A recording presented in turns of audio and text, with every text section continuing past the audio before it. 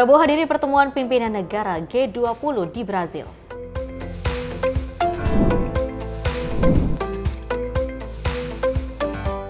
TNI Angkatan Udara bagikan ratusan paket makan bergizi gratis.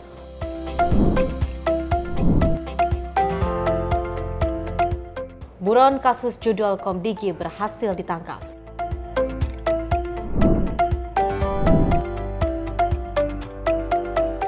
Menko Pangan temui peternak sapi di Boyolali.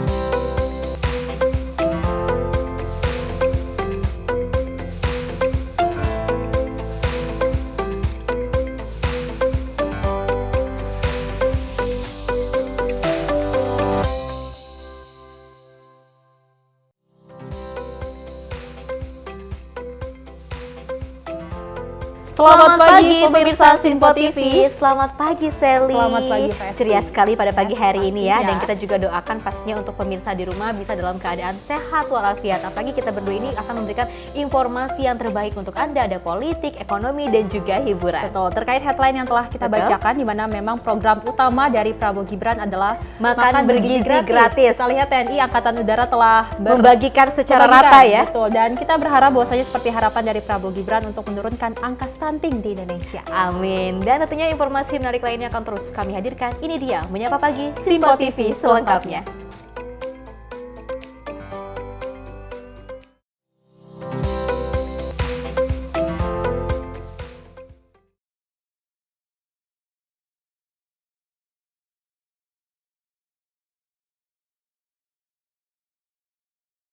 Ya pemirsa, kita awali dengan berita utama. Presiden Republik Indonesia Prabowo Subianto menghadiri acara pertemuan pimpinan negara G20 di Museum of Modern Art, Rio de Janeiro, Brazil. Dan kedatangan Prabowo disambut oleh Presiden Brazil, Luiz Inácio Lula da Silva, dan keduanya saling bersalaman dan melemparkan senyum salam hangat. Presiden RI Prabowo Subianto menghadiri acara pertemuan pimpinan negara G20 di Museum of Modern Art, Rio de Janeiro, Brazil. Prabowo tiba pada pukul 9.45 pagi waktu setempat dengan menggunakan mobil kenegaraan berwarna putih. Ia mengenakan kemeja putih dibalut setelan jas berwarna hitam serta peci hitam dan disambut karpet merah serta pasukan jajar kehormatan. Prabowo menyempatkan memberi salam hormat saat disambut oleh Presiden Brazil, Luiz Inácio Lula da Silva. Keduanya saling bersalaman dan melemparkan senyum salam hangat. Prabowo bersama dengan para pemimpin dunia lainnya yang telah hadir masuk ke dalam ruangan untuk mendengarkan pembukaan acara G20 Brazil 2024 dari Presiden Lula. Por isso, quero declarar oficialmente lançada a Aliança Global contra a Fome e a Pobreza. Muito obrigado. Tim redaksi Simpo TV melaporkan. Sementara itu, Presiden Republik Indonesia Prabowo Subianto melakukan pertemuan bilateral dengan Perdana Menteri India Narendra Modi di sela KTT G20 yang juga berlangsung di Museum of Modern Art, Rio de Janeiro, Brazil.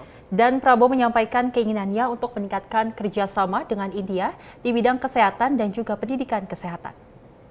Presiden RI Prabowo Subianto melakukan pertemuan bilateral dengan Perdana Menteri India Narendra Modi di sela KTT G20 yang berlangsung di Brazil Senin 18 November 2024 sore waktu setempat. Pada kesempatan tersebut, Prabowo menyampaikan keinginannya untuk meningkatkan kerjasama dengan India di bidang kesehatan dan pendidikan kesehatan. We hope we can increase the number of Indonesian students going to your institutes in India, and also to invite Indian professors, Indian teachers to teach in our because we are opening up our health sector. We are opening up even foreign hospitals can open local branches and operate in Indonesia. We are already opening special economic zones. Prabowo menyebut saat ini banyak korporasi India sudah berinvestasi di Indonesia dan ia gembira bahwa investasi itu diantaranya adalah di bidang kesehatan dan farmasi. Selain itu, Prabowo menyampaikan alasan utamanya menginginkan perluasan kerjasama di bidang kesehatan dan pendidikan kesehatan ini adalah karena Indonesia masih mengalami kekurangan tenaga medis. Tim redaksi Simpo TV melaporkan.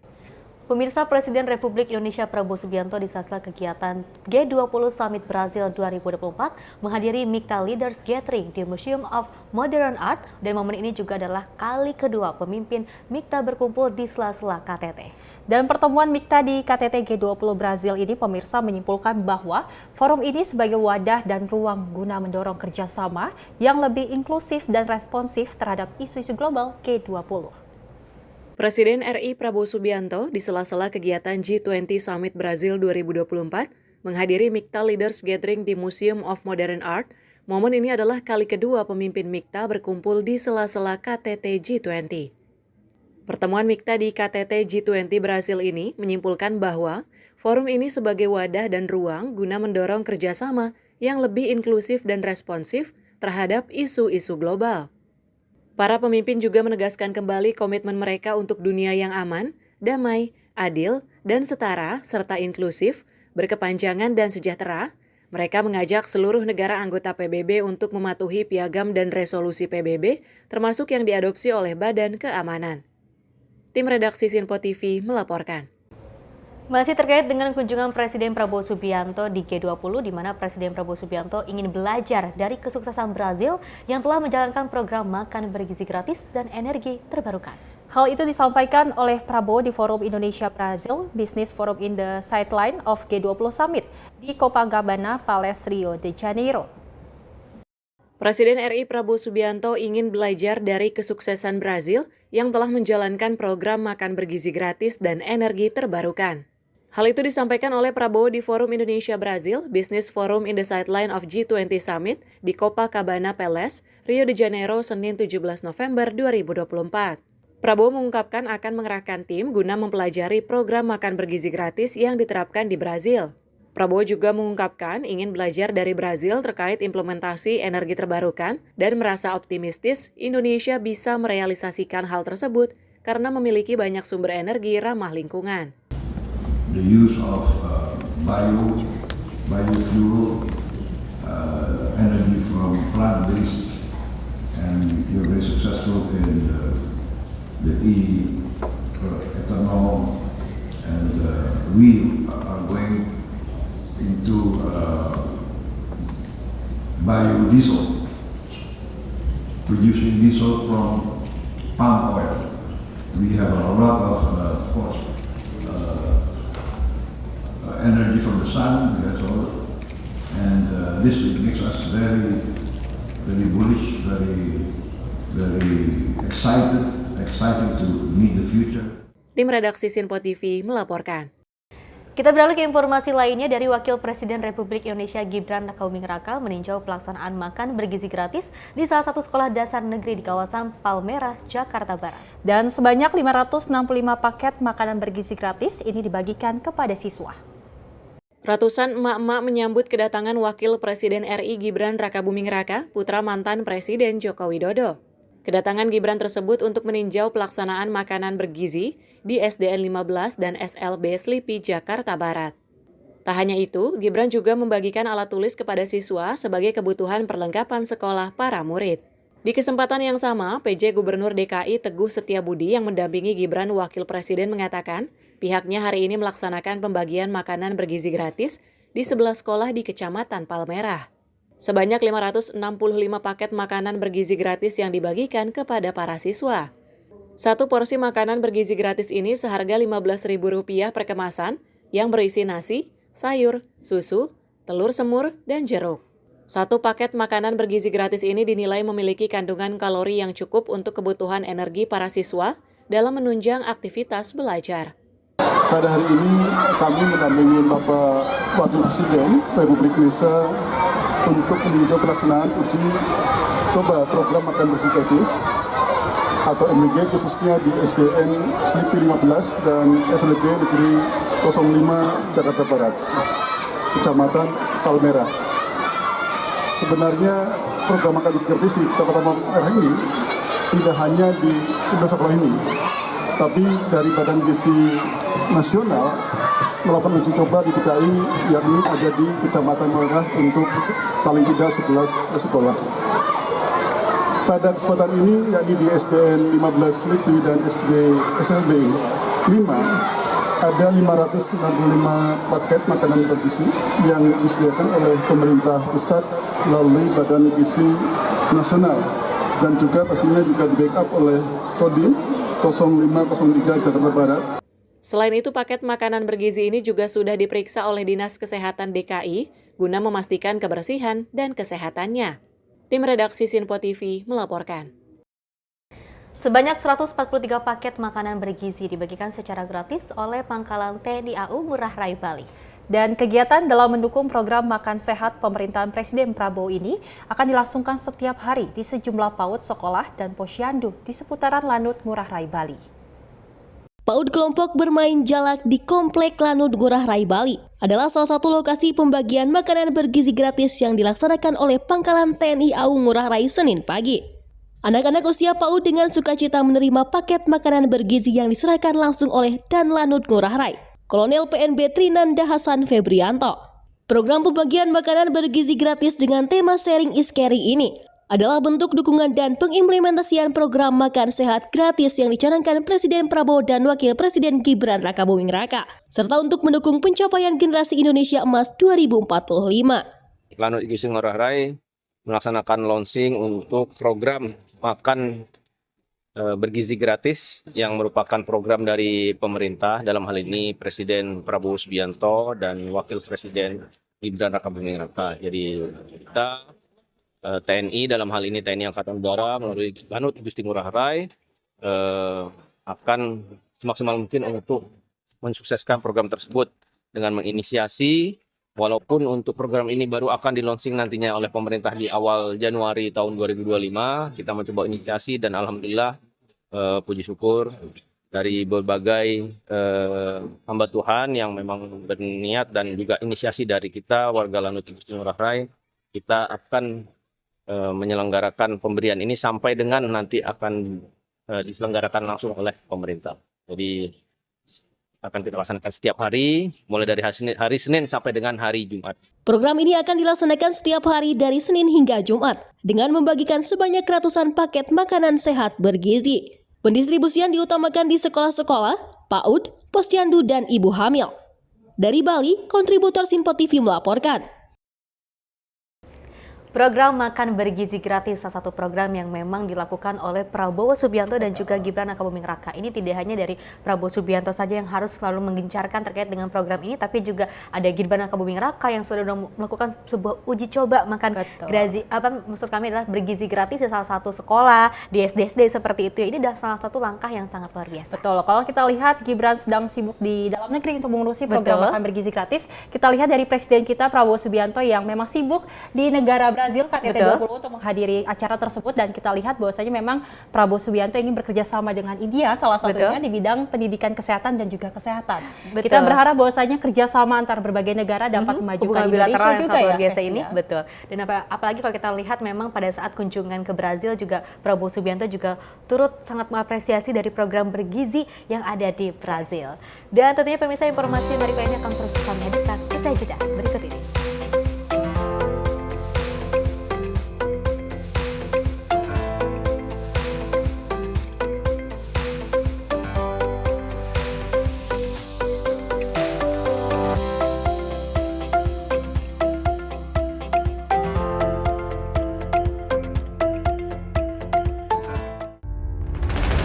Menghadirkan para tokoh nasional Indonesia.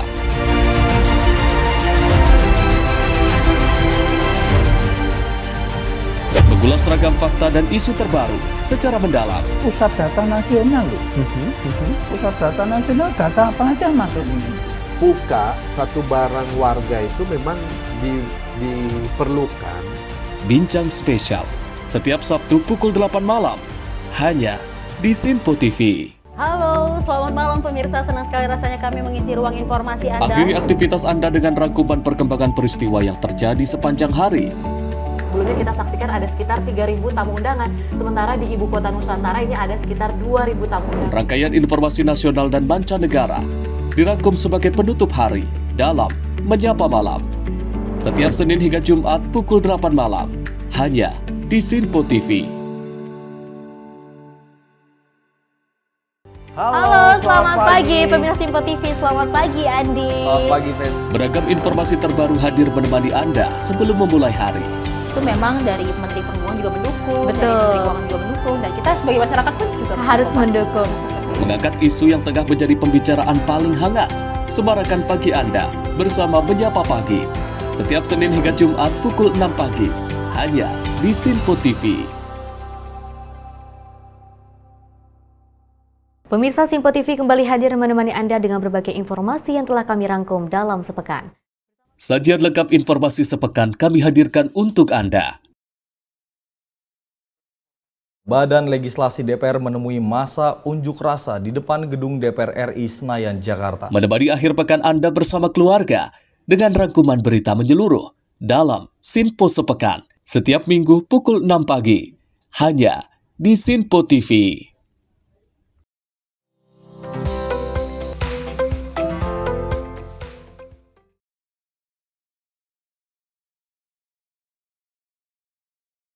Terima kasih pemirsa, Anda masih menyaksikan Menyapa Pagi Simpo TV, dan kita lanjutkan informasinya di mana Pengadilan Negeri Jakarta Selatan ini menggelar sidang perdana permohonan pra-peradilan penetapan mantan Menteri Perdagangan Thomas Lembong sebagai tersangka pada Senin siang kemarin. Dan dalam sidang perdana itu, Thomas Lembong melalui kuasa hukumnya meminta agar penetapan status hukum itu dibatalkan lantaran tidak memenuhi ketentuan perundang-undangan. Sidang perdana permohonan pra-peradilan penetapan tersangka mantan Menteri Perdagangan Thomas Lembong dalam kasus dugaan penyalahgunaan wewenang impor gula 2015-2016 digelar di Pengadilan Negeri Jakarta Selatan Senin siang. Dalam sidang yang dipimpin oleh Hakim Tunggal Tumpanuli Marbun di ruang sidang utama itu, Thomas Lembong melalui kuasa hukumnya meminta agar penetapan status tersangka kepada dirinya dibatalkan oleh pengadilan karena tidak sesuai dengan KUHP. Pasalnya, Kejaksaan Agung menunjuk sepihak kuasa hukum untuk dirinya ketika gelar perkara dilakukan. Poin lain alasan permohonan pra-peradilan Tom Lembong adalah penetapan Tom sebagai tersangka tidak didasarkan pada alat bukti permulaan minimal 2 alat bukti.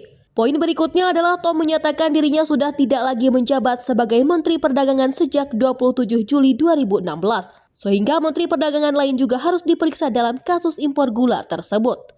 Lebih daripada itu, kubu mantan Menteri Perdagangan era Joko Widodo itu memerintahkan agar Kejagung menghentikan penyidikan terhadapnya. Sementara untuk pembuktian, Tom Lembong akan menyertakan beberapa alat bukti dan saksi ahli meringankan untuk dihadirkan dalam persidangan Rabu mendatang.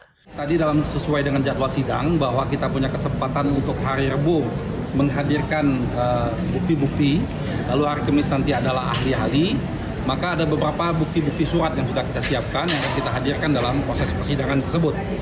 Termasuk salah satunya dari sekian banyak bukti-bukti itu adalah surat penunjukan pengacara oleh pihak kejaksaan. Kejaksaan memberikan penunjukan pengacara. Sedangkan menurut KUHP bahwa pengacara itu dipilih sendiri oleh si tersangka. Nah, selanjutnya pada waktu hari Kamis nanti kami akan mengajukan beberapa ahli, yaitu ahli tentang perdagangan gula, untuk menjelaskan bahwa Prajurit TNI Angkatan Laut Pangkalan TNI AL Tanjung Balai Karimun kembali berhasil mengamankan penyelundupan pekerja migran Indonesia dari Malaysia di perairan Pulau Asam Kabupaten Karimun, Provinsi Kepulauan Riau. Dan sebanyak 12 orang diamankan beserta sebuah mesin, dan 2 orang diantaranya merupakan ABK Speed yang mencoba melarikan diri.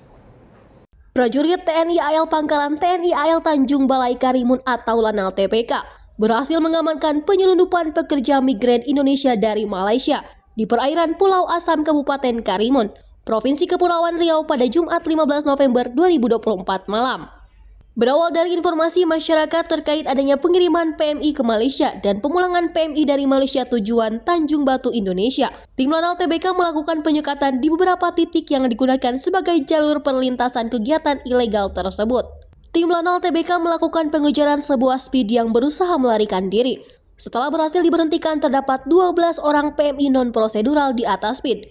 2 orang ABK Speed diserahkan ke Polres Karimun, sementara seluruh PMI non-prosedural digiring ke P4 MI Kabupaten Karimun. Tim redaksi Simpo TV melaporkan. Kita beralih ke informasi lainnya, seorang selebgram di kota Medan, Sumatera Utara ditangkap petugas Satreskrim Polrestabes Medan usai mempromosikan situs judi online lewat akun sosial medianya. Dan pelaku yang memiliki akun Instagram dengan pengikut sebanyak 34.000 ini mendapat imbalan lebih dari 1 juta rupiah untuk mempromosikan satu situs judi online. Selebgram cantik inisial NS berusia 20 tahun ini diringkus polisi di Jalan Kapten Sumarsono Medan Jumat malam. Usai akun pribadi Instagram miliknya dengan nama akun babymutia_cun kerap mempromosikan situs judi online melalui unggahan status. Dalam 1 bulan, pelaku yang memiliki pengikut sebanyak 34.000 di media sosial mendapat imbalan Rp1.300.000 sebagai bayaran untuk promosi satu situs judi online. Pelaku mendapat tawaran dari seseorang melalui media sosial dan ternyata bukan kali pertama dilakukan. Sebelum ditangkap, pelaku juga pernah mempromosikan beberapa situs judi online dan sempat berhenti mempromosikan sebelum akhirnya kembali mempromosikan situs judi online. Kapolrestabes Medan Komisaris Besar Polisi Gideon Arif Setiawan Senin siang menyebut pihaknya kini tengah mengembangkan kasus ini guna mengungkap jaringan pelaku yang lain, termasuk orang yang membayar pelaku untuk mempromosikan situs judi online. Akun martabak188.com, akun judi. Selebgram berapa? 1.300.000. Jadi penawarannya juga lewat online, makanya nanti penelusurannya juga kasusnya online. Selain tersangka NS, petugas juga mengamankan 3 pelaku judi online yang diamankan dari salah satu warnet di kawasan Deli Tua, Sumatera Utara. Dari Medan, Sumatera Utara, kontributor Sinpo TV melaporkan. Ya, pemirsa, dari Polda Metro Jaya merilis video detik-detik penangkapan buronan kasus judi online yang juga melibatkan beberapa orang pegawai Komdigi dan masyarakat sipil berinisial A alias M di sebuah apartemen kawasan Sleman, Yogyakarta.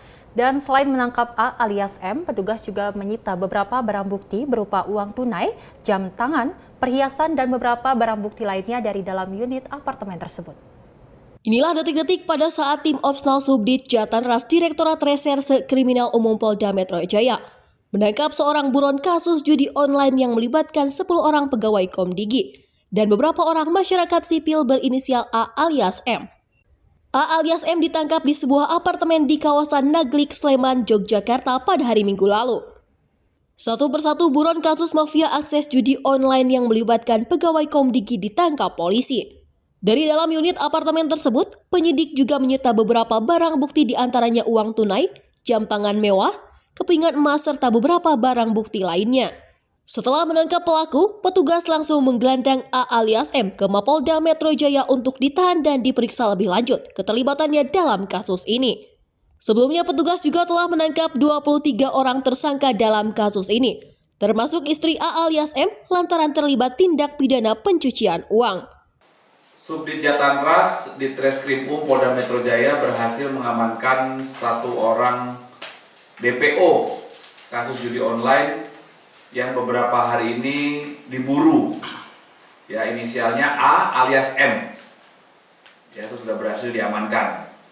Sehingga sampai dengan saat ini dalam penanganan kasus perjudian online ini sudah ditangkap 23 orang tersangka. Kemudian dari tersangka A alias M ini dan istrinya, saudari D, yang sebelumnya juga sudah ditangkap dan ditetapkan tersangka, penyidik berhasil menyita uang tunai serta aset dari tersangka senilai kurang lebih. Tim redaksi Sinpo TV melaporkan. Pihak kepolisian mengungkapkan peran masing-masing pelaku pegawai Komdigi dalam kasus judi online. Dan tersangka berinisial A, maksud kami pemirsa, disebut sebagai puzzle terakhir dalam pengungkapan kasus tersebut. A alias M ini merupakan puzzle terakhir ya, kepingan segitiga. Ya, sebelumnya tersangka yang sudah ditangkap, tersangka A, kemudian tersangka AK. Nah, ini yang terakhir tersangka AM, A alias M. Dalam satu kelompok ini ya, karena mereka bertiga ini peran mereka yang pertama mengumpulkan website judi online. Ya, kemudian yang kedua mengumpulkan uang setoran Yang ketiga, memverifikasi website judi online agar tidak terblokir. Dan yang keempat, mereka berperan sebagai pengatur operasionalisasi kejahatan yang dilakukan oleh seluruh tersangka. Kasus judi online ini Sally dan juga pemirsa masih terus marak di Indonesia. Apalagi kita melihat beberapa yang dilakukan salah satu langkah Menteri Komdigi yaitu Mutia Hafid juga sempat memberikan sebuah pemaparan dan juga edukasi kepada berbagai orang tua untuk nantinya supaya anak-anak ini tidak terjerat dengan kasus yang adanya judi online seperti itu ya. Kita ketahui memang judol ini dapat merugikan negara bahkan dari masing-masing orang yang memang mengikuti judol hingga miliaran rupiah, dan ini menjadi fokus utama dari pemerintahan Prabowo Gibran untuk menuntaskan kasus judol di Indonesia. Kita berharap bahwasanya memang 100 hari kerja dari kinerja Prabowo Merah Subianto Putih, itu bisa membuahkan hasil bagi masyarakat Indonesia dan bisa memberantas kasus judi online, yang apalagi ini sayang sekali ada dari salah satu anggota Komdigi juga terjerat kasus dari judol seperti ini ya. Mudah-mudahan kedepannya tidak ada hal seperti ini lagi. Dan pemirsa, informasi menarik lainnya akan terus kami hadirkan usai jeda.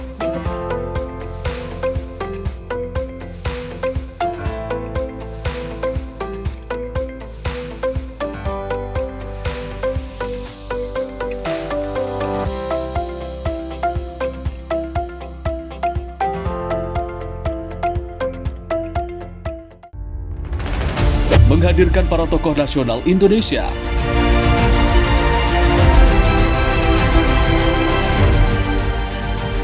Mengulas ragam fakta dan isu terbaru secara mendalam. Pusat data nasional loh. Pusat data nasional, data apa aja masuk ini. Buka satu barang warga itu memang diperlukan. Bincang spesial setiap Sabtu pukul 8 malam hanya di Sinpo TV. Halo, selamat malam pemirsa. Senang sekali rasanya kami mengisi ruang informasi Anda. Akhiri aktivitas Anda dengan rangkuman perkembangan peristiwa yang terjadi sepanjang hari. Sebelumnya kita saksikan ada sekitar 3.000 tamu undangan, sementara di Ibu Kota Nusantara ini ada sekitar 2.000 tamu undangan. Rangkaian informasi nasional dan mancanegara dirangkum sebagai penutup hari dalam Menyapa Malam. Setiap Senin hingga Jumat pukul 8 malam, hanya di Sinpo TV. Halo, selamat pagi pemirsa Sinpo TV. Selamat pagi Andi. Selamat pagi, Fen. Beragam informasi terbaru hadir menemani Anda sebelum memulai hari. Itu memang dari Menteri Perhubungan juga mendukung, Betul. dari Menteri Keuangan juga mendukung, dan kita sebagai masyarakat pun juga Harus mendukung. Mengangkat isu yang tengah menjadi pembicaraan paling hangat. Semarakan pagi Anda bersama Menyapa Pagi. Setiap Senin hingga Jumat pukul 6 pagi, hanya di Sinpo TV. Pemirsa Sinpo TV kembali hadir menemani Anda dengan berbagai informasi yang telah kami rangkum dalam sepekan. Sajian lengkap informasi sepekan kami hadirkan untuk Anda. Badan Legislasi DPR menemui masa unjuk rasa di depan gedung DPR RI Senayan, Jakarta. Menemani akhir pekan Anda bersama keluarga dengan rangkuman berita menyeluruh dalam Sinpo Sepekan. Setiap minggu pukul 6 pagi, hanya di Sinpo TV.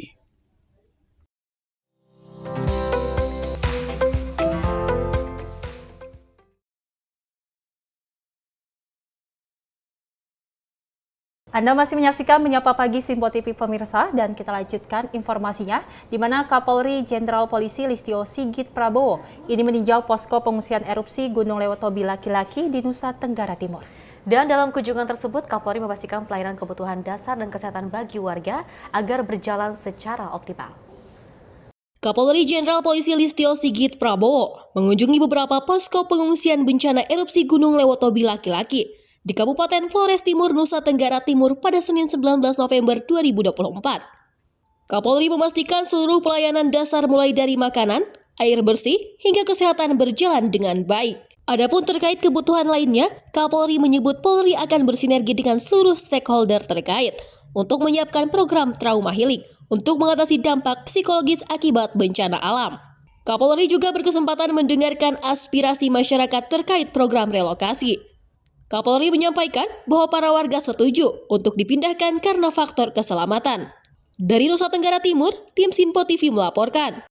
Sementara itu, KRI Ahmad Yani 351 yang membawa bantuan kemanusiaan bagi pengungsi korban terdampak erupsi Gunung Lewotobi laki-laki akhirnya tiba di dermaga pelabuhan Larantuka, Kabupaten Flores Timur, Nusa Tenggara Timur. Dan Komandan KRI AMI 351 menyampaikan bahwa bantuan logistik tersebut merupakan hasil penggalangan dari berbagai pihak yang peduli terhadap korban bencana erupsi.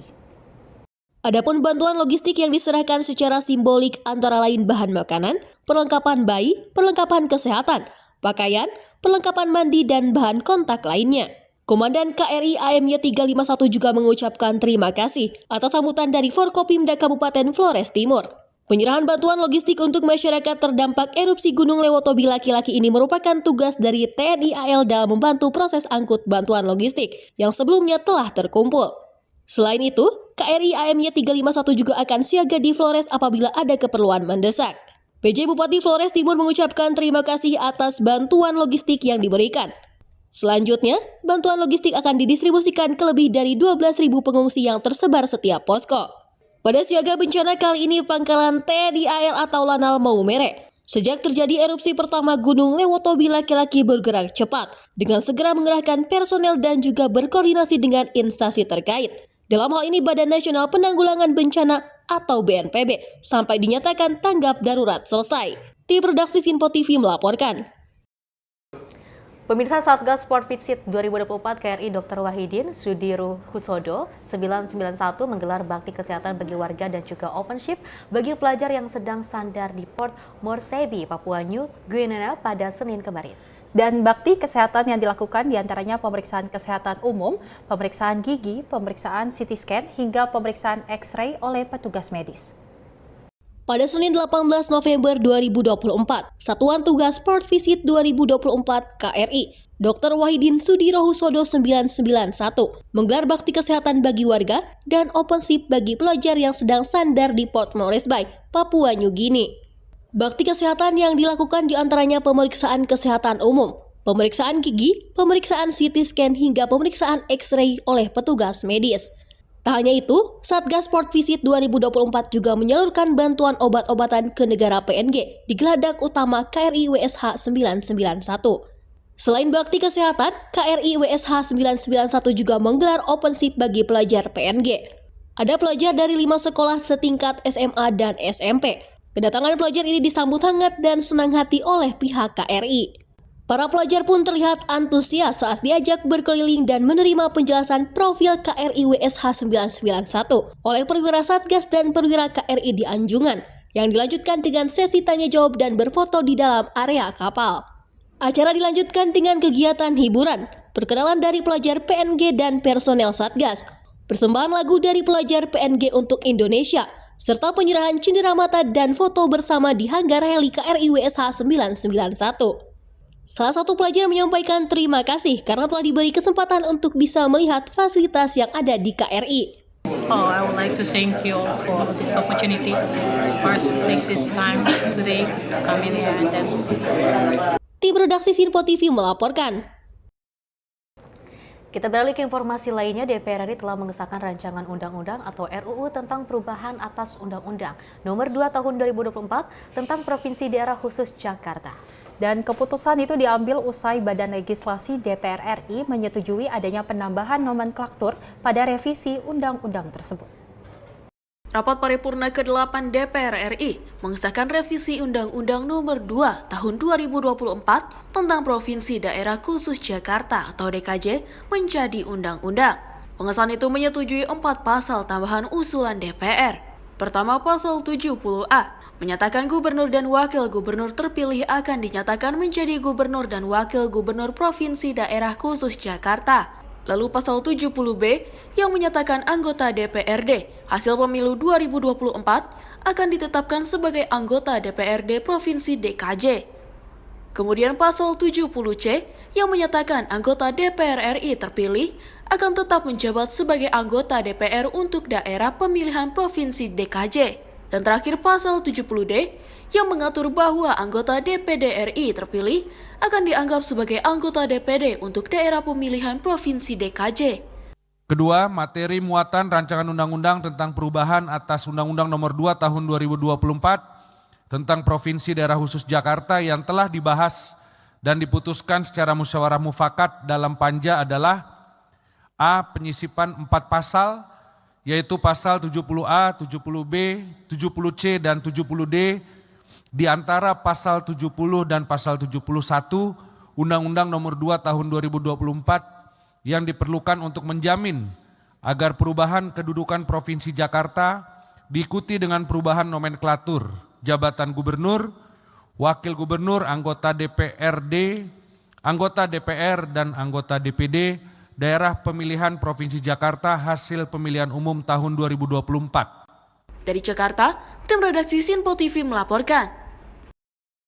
Sementara itu, Menteri Hukum Supratman Andi Aktas menyebut surat keputusan Presiden tentang pemindahan ibu kota akan muncul jika infrastruktur eksekutif, legislatif, dan juga yudikatif sudah siap. Dan ia berharap pemirsa pembangunan infrastruktur 3 lembaga tersebut dapat rampung sebelum 2029.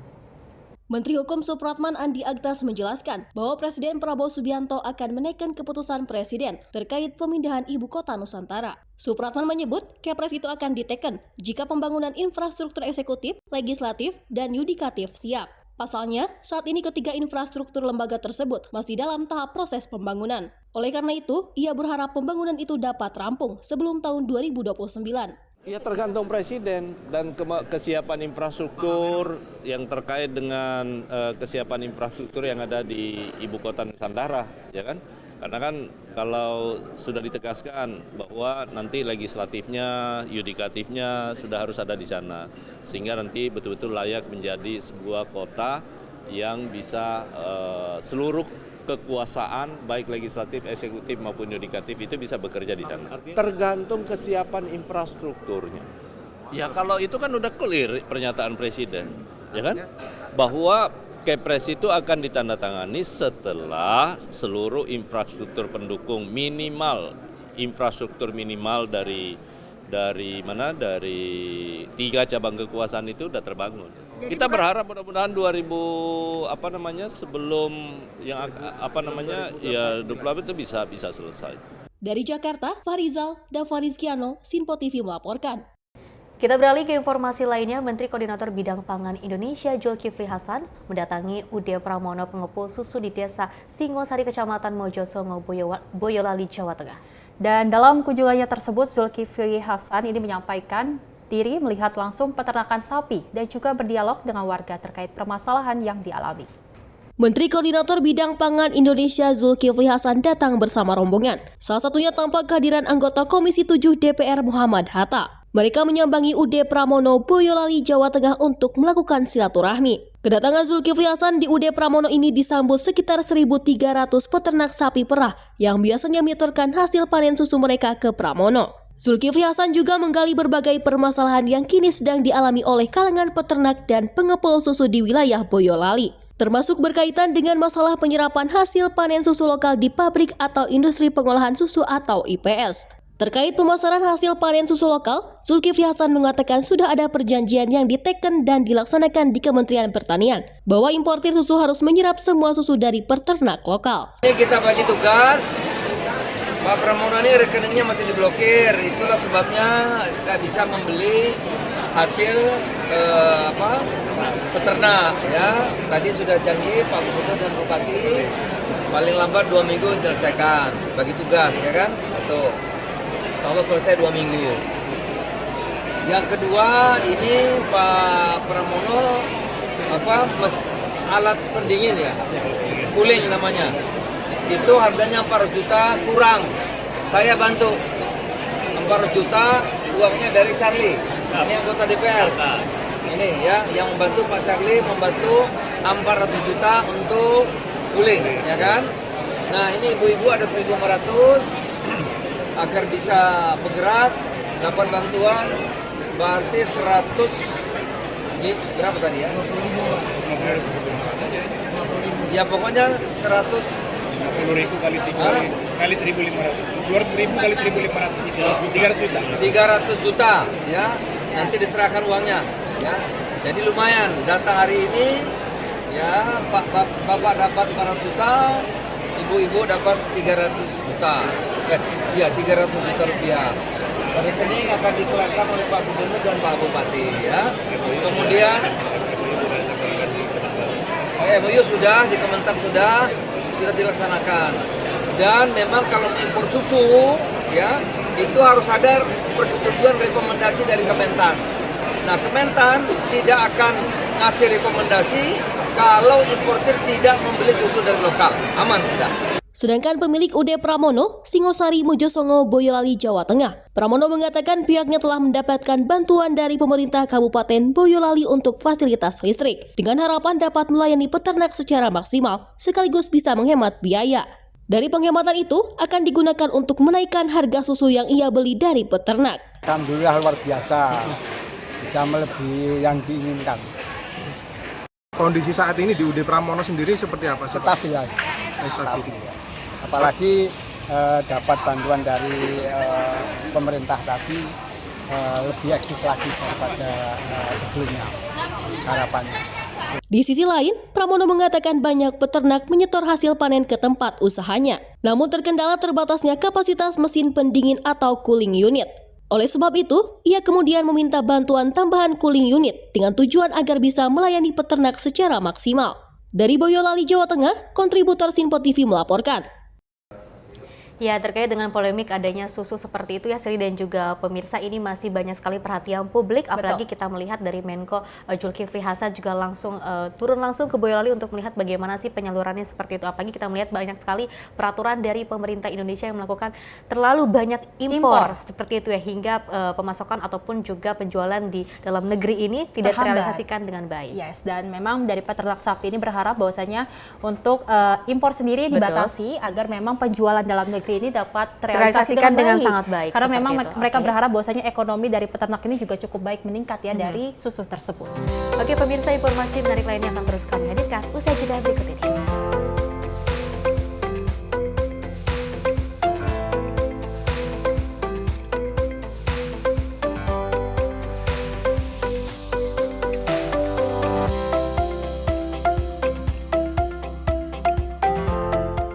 Halo pemirsa, kami kembali hadir dengan sejumlah informasi yang kami himpun dari berbagai penjuru dunia. Rangkaian informasi yang membuat akhir pekan Anda begitu bermakna. Sebuah kelompok di Afrika Selatan memberikan layanan pertunjukan film dengan tenaga surya. Berita yang menjadi sorotan media dari dalam dan luar negeri, kami hadirkan untuk menemani pekan Anda dalam Sinpo Dunia Sepekan, Sabtu dan Minggu pukul 9 pagi, hanya di Sinpo TV. Kami hadir dengan rangkaian informasi dari berbagai penjuru dunia. Topik dan isu yang tengah menjadi sorotan mancanegara dikemas dengan lengkap untuk Anda.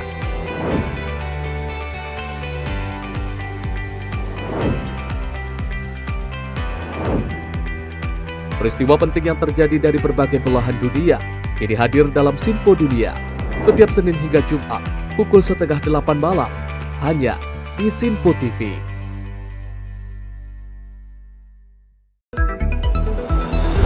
Jadilah yang pertama mengetahui perkembangan terkini seputar informasi dari lembaga parlemen. Punya data nasional, tidak ada satupun backup berarti kan? Tiba-tiba ada putusan yang nggak masuk akal dan seperti ini gitu. Kita biarkan rekomendasi kepada KPK, periksa!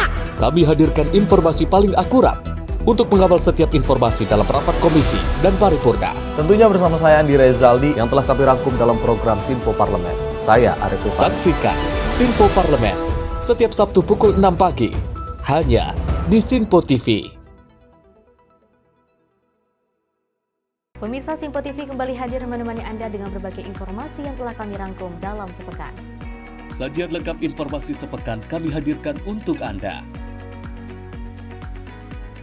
Badan Legislasi DPR menemui masa unjuk rasa di depan gedung DPR RI Senayan, Jakarta. Menemani akhir pekan Anda bersama keluarga dengan rangkuman berita menyeluruh dalam Sinpo Sepekan setiap Minggu pukul 6 pagi hanya di Sinpo TV.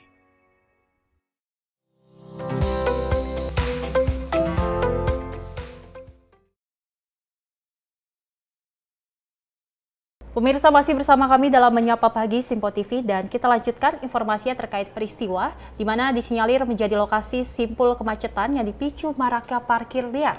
Petugas di Sub Kecamatan Palmerah menggelar operasi parkir liar di kawasan Palmerah, Jakarta Barat. Dari razia kali ini sebanyak 51 kendaraan baik roda 2 dan juga roda 4 disanksi dengan penderekan dan juga pencabutan pentil ban. Petugas suku Dinas Perhubungan Jakarta Barat, Kecamatan Palmerah, menggelar operasi parkir liar di kawasan Kota Bambu Utara, Palmerah, Jakarta Barat, tepatnya di belakang Rumah Sakit Harapan Kita. Kawasan ini disasar petugas karena disinyalir menjadi salah satu titik simpul kemacetan akibat maraknya parkir liar di lokasi. Selain itu, kondisi tersebut juga diperparah lantaran banyaknya pedagang kaki lima yang menjajakan dagangannya hingga ke bahu jalan. Sepeda motor dan mobil di sembarang tempat kemudian disanksi petugas dengan pencabutan pentil ban. Seorang pengendara sepeda motor yang melihat adanya operasi tersebut panik berusaha menyelamatkan kendaraannya agar tidak digembosi petugas. Lebih lanjut, petugas juga menderek satu mobil yang kedapatan parkir di bahu jalan. Mengacu pada Perda 5 tahun 2014. Cabut pentil ada 40, derek dapat 1, di mana parkir di bahu jalan itu tidak ada waktu jeda ya, menurut aturan. Jadi tidak ada patokan untuk ada rambu. Di mana dia parkir di bahu jalan itu dilarang. Bahu jalan, di jalur hijau, juga di trotoar. Itu tidak ada waktu jeda. Kita tindak kalau ada. Hasil dari razia kali ini, sebanyak 51 kendaraan, baik roda 2 dan roda 4, terjaring operasi petugas. Diharapkan agar para pengendara ataupun pengguna jalan agar lebih tertib dengan memarkirkan kendaraannya di tempat maupun kantong-kantong parkir yang telah disediakan, agar tidak menimbulkan kemacetan dan mengganggu pengguna jalan lain yang melintas. Dari Jakarta, kontributor Sinpo TV melaporkan. Sementara itu, Ketua Komisi Penyiaran Indonesia Pusat, Ubaidillah, juga menegaskan komitmen KPU untuk terus mendorong lembaga penyiaran agar berkontribusi dalam penyelamatan dan juga pelangsungan budaya nasional maupun lokal. Dan menurutnya bahasa, lagu, dan juga tarian lokal perlu diangkat dan ditayangkan melalui program penyiaran untuk menjaga kekayaan budaya Indonesia. Ketua KPI Pusat Ubaidillah menyampaikan dukungan kepada lembaga penyiaran untuk ikut berperan dalam melindungi budaya nasional dan lokal. Ubaidillah menyampaikan bahwa pentingnya mempertahankan bahasa dan seni lokal sebagai bagian dari identitas bangsa. Menurutnya, lembaga penyiaran dapat berperan andil melalui penayangan program-program berbahasa lokal. Hal tersebut dinilai penting untuk menyelamatkan kekayaan bahasa dan memperkenalkan kepada generasi muda. Saya kira KPI secara kelembagaan terus mendorong agar lembaga penyiaran juga berkontribusi terhadap keselamatan dan terus-menerus keberlangsungan kebudayaan kita, baik budaya nasional maupun budaya lokal. Makanya tadi saya sampaikan bahwa budaya lokal ini penting, terutama segi bahasa. Kita kaya suku bahasa, itu selalu dibicarakan oleh siapapun dalam sambutan. Nah, kita berharap lembaga penyiaran ikut andil untuk menyelamatkan terutama budaya bahasa lokal. Melalui apa? Yaitu melalui penayangan program-program di daerah menggunakan bahasa lokal. Itu dampaknya adalah bahasa itu terselamatkan melalui lembaga penyiaran, dan peserta didik di daerah-daerah juga ada ruang melihat bahwa di daerah tersebut, baik Jawa, Sumatera, Sulawesi, Kalimantan, tetap bahasa-bahasa mereka tetap digunakan lembaga penyiaran. Ini bagian penting dari lembaga penyiaran mendukung penyelamatan budaya dari segi bahasa. Belum lagi tari-tarian, lagu-lagu hari ini. Berapa banyak sih sekolah-sekolah kita sekarang gandrung dengan sekolah bertaraf internasional, tapi apakah sekolah-sekolah itu juga ikut menyelamatkan budaya-budaya kita? Ini penting harus disuarakan lembaga penyiaran, lagu-lagu yang ada di daerah terus dimunculkan. Dari Jakarta, Jihan Nabila, Mutia Anggiani, Sinpo TV melaporkan. Pemirsa, pasca kemenangan Trump di Pilpres Amerika Serikat, pemerintah menyebut dampak dari perdagangan yang akan dihadapi Indonesia sangat spesifik ke depannya. Dan kebijakan America First juga oleh Trump dinilai dapat memperbesar pajak bagi tiap negara. Salah satunya ialah Indonesia. Dan pemerintah berharap periode kedua Trump sebagai Presiden Amerika Serikat tidak memberikan perubahan agar sistem ekspor Indonesia berlangsung mudah.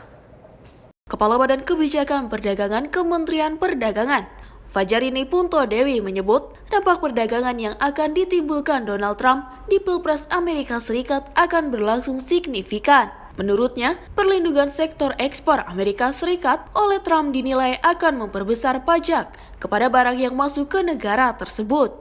Dalam pernyataan kuncinya, Fajarini menyampaikan kebijakan American First pada masa kampanye Trump menjadi sorotan publik dunia sangat berdampak dalam roda eksportir seluruh negara. Nantinya setiap barang yang masuk ke Amerika Serikat akan dikenakan tarif pajak 10 hingga 20%. Kan kalau saya tidak salah itu policy beliau itu adalah perlindungan terhadap perekonomian dalam negeri. Untuk perdagangan sendiri rencananya akan dilakukan penambahan tarif 10 sampai 20% itu terhadap semua barang yang masuk ke Amerika. Sementara untuk tarif dengan China sendiri akan ditambah lagi, dinaikkan sekitar 60 hingga 100%. Nah, tentu dengan adanya kebijakan ini akan ada dampak, baik itu dengan perdagangan dengan Amerika maupun dengan China tentunya. Adapun nantinya Trump diisukan bakal menerapkan tarif pajak yang gendut terhadap barang di Cina sebesar 60 hingga 100%. Sebagai dua negara mitra perdagangan Indonesia, pemerintah berharap ada langkah solusi untuk menghadapi peluang dampak yang ditimbulkan ke depannya. Melihat kebijakan Trump di periode kedua kali ini, pemerintah diharapkan mampu menanggulangi berbagai masalah yang nantinya akan dihadapi dalam pemerintahan Donald Trump ke depannya. Dari Jakarta, Max, juru kamera Azizul Hakim, tim liputan Sinpo TV. Sementara itu, pemerintah melalui Kementerian Perdagangan terus berupaya untuk meningkatkan lumbung perekonomian negara dengan menargetkan 7 hingga 9% pertumbuhan ekspor di kawasan. Dan pertumbuhan ekspor ini akan diusahakan selama 5 tahun ke depan guna mencapai visi misi Presiden Prabowo Subianto dalam rangka pertumbuhan ekonomi sebesar 8%. Untuk mencapai program Astacita milik Presiden Prabowo Subianto terhadap pertumbuhan ekonomi sebesar 8%, Kementerian Perdagangan menyiapkan skema peningkatan jumlah ekspor. Skema ini dilakukan dengan perkiraan pertumbuhan ekspor mulai dari 7,1% hingga 9,6% untuk periode 5 tahun mendatang.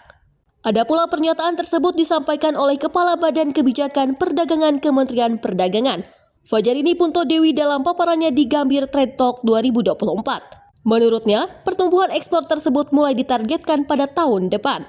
Sementara untuk Indonesia, kalau kita melihat pada proyeksi World Bank dan IMF tersebut, proyeksi pertumbuhan ekonomi Indonesia tahun 2025 mencapai 5,1%, meningkat dari proyeksi pertumbuhan tahun 2024 yang sebesar 5%. Lebih lanjut, guna menyongsong target tersebut tepat sasaran, pemerintah akan melakukan pemanfaatan perdagangan dengan mitra yang ada. Dari Jakarta, Max, juru kamera Azizul Hakim, tim liputan Sinpo TV. Ya pemirsa, informasi tadi sekaligus mengakhiri jumpa kita. Dan jangan lupa untuk terus saksikan Menyapa Pagi Sinpo TV karena kita akan terus memberikan informasi yang terbaik untuk Anda. Saya Festi Rafadi dan saya Senis Regar. Terima kasih dan sampai jumpa.